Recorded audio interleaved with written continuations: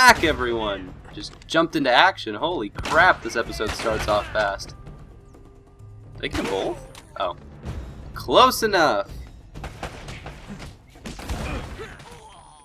This is the 11th episode of Rainy Day Let's Play's playthrough of Uncharted. And I'm Solon, and that's basically all you need to know to start this off. That, and right now we just jet skied to this cool looking city that's kind of flooded and torn down, and we're fighting pirates, and what else? It's like classic adventure. Classic adventure. Here we go. I'm Nathan Drake, and I'm looking for something important. And oh my god, did I get a perfect grenade? Close enough. I'm just happy to actually be able to use grenades that do something. In the last episode we talked about historical parallelism, which is kind of a weird idea about, and we looked at what it meant to be looking for the truth and what truth means in historical contexts. And big guns, whoa! That is fun. That poor guy, he stumbled, he's like, oh, I've fallen over. I should probably get up. And then we kick him in the nuts. And his life is just really, it sucks to be an Indonesian pirate. Well, at least here it does. Other places might be great. To be fair, they look like they're pretty well off in a lot of different ways. It's just, you know, all of a sudden this Nathan Drake guy comes in and is like, I'm going to kill everyone! And, you know, what a jerk.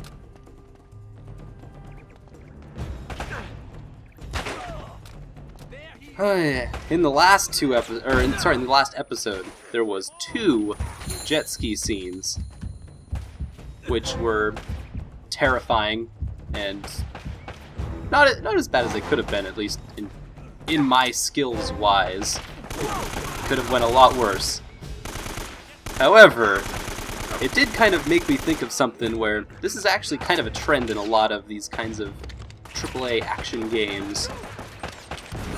And so far, what? I actually did something with a grenade! I'm so proud of me. I knew that I could just get it in that spot.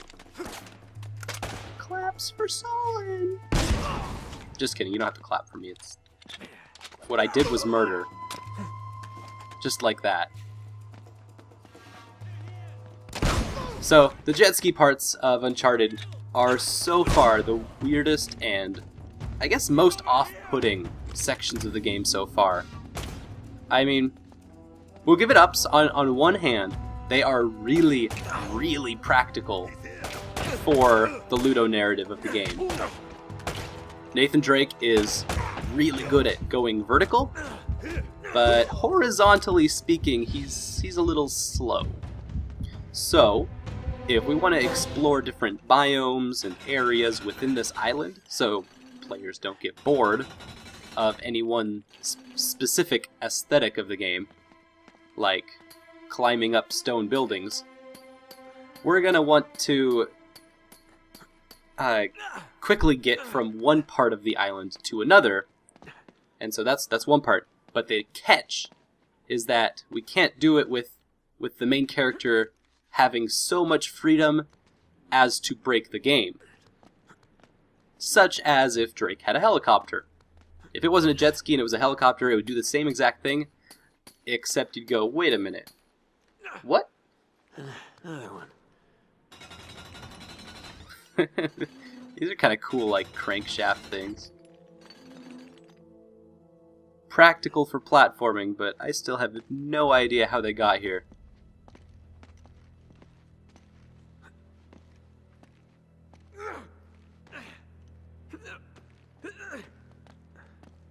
Okay, I guess we'll just go the long way around this tower then.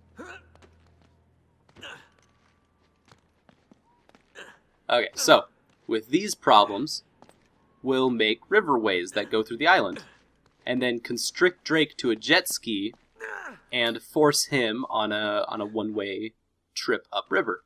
So, doing that makes sense for the narrative, It also makes sense for the adventurous, extreme sport aesthetic that we've been building up. And it makes sense for the nature of us being on a mountainous island where rivers and mountains are very good friends with each other. You'll usually get a river coming down a mountainside. That's completely normal. And this makes sense for the player. So, for pros, what could possibly go wrong with this? So however, whenever these stars align in a big AAA action title, which they commonly do, this is always when you get the contrived driving scene. Damn it, why can't these doors just open up the first time I kick them? Alright, let's find a way to the harbor and hope the boat's still there. These doors, they survived my massive kicks. Most doors quake at the sight of my boots. Not much else quakes, but give those doors the old 1-2.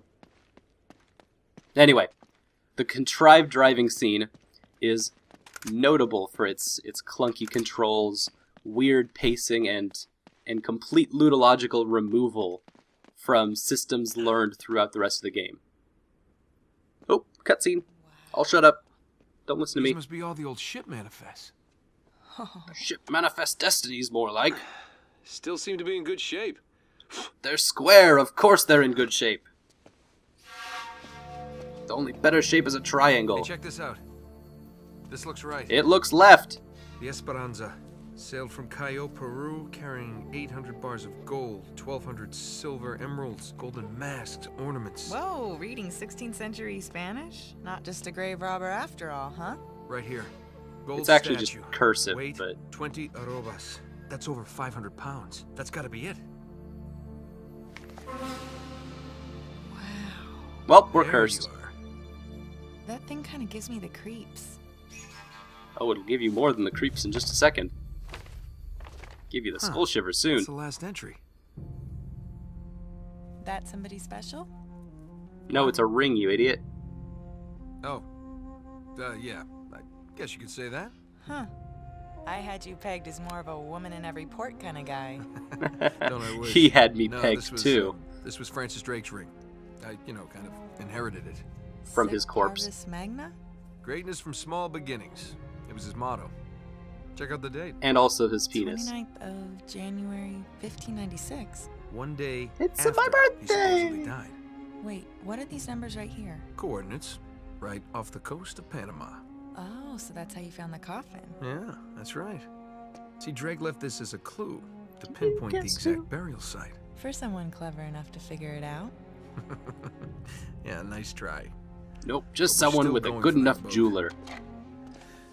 Yeah, I'm afraid this is as close as we're getting to El Dorado. That's a wrap, everyone! Good work. Documentary over. Damn, that film's gonna be priceless. Telling you, man, that's where her gold is at. Information age, sucka. Alright, so about the contrived driving scene. In Uncharted's case, we now have the shoot button is now accelerate, and your jump button is also accelerate, and reload button is shoot, and your aim button is also still the aim button, but it's just like you work with these controls for so long, and then this section where it mandates you driving changes everything. It doesn't like just strip away controls and take control away, but it makes you have to do so much more that ends up just not being very natural to the game's pacing itself. The contrived driving scene always means well. As we listed off, there was so many great things it did for the characters, for the narrative, for adding complexity to the game. It got us to another portion of the island, which is awesome, but it always ends up being really dissonant to the rest of the game. And many open world titles nowadays make the contrived driving scene a feature instead of a quirk. I mean, it's still contrived and useless Borderlands, but it became a major part of that. And when you have these open world games, it's like, alright, now we have a giant world and the player needs to drive around in it. Grand Theft Auto, it makes sense because that's kind of the entire point of the game. Everyone else, you're just playing second fiddle. I guess the biggest sin that Uncharted commits is by making Drake drive and putting the player in control of Elena. Now, for the first time, we're in control of two different characters who, for some reason, can't act at the same time. We're used to Elena being helpful by assisting and saving our buttons some way, but now we can't even walk and blow bubblegum. Blech. We can't even walk and blow bubblegum at the same time. I don't see any boat, Nate. Looks like we missed our chance. No, there it is. On the other side of the harbor. Come on. Doi! Hey, you know what? Why don't I just wait here and you can, swing around and come back and pick me up? Okay, what are you up to? I've got an idea for a rap. Nothing. I just wanna, I you know, need to stay film here and it. get some more footage. I'll be safe. All right, fine. I always have But promise me protection. you'll stay put. Whatever that means. Hands on her. Nobody actually knows what that means.